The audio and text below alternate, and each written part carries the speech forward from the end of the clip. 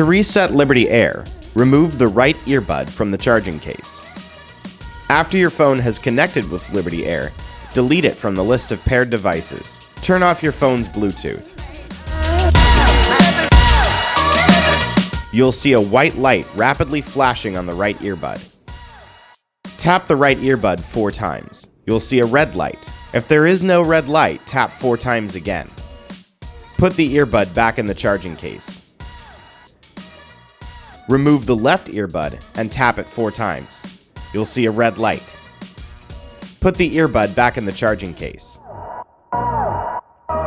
Remove both earbuds from the charging case. If the reset was successful, a white light will flash on the right earbud. The light on the left earbud will flash slowly.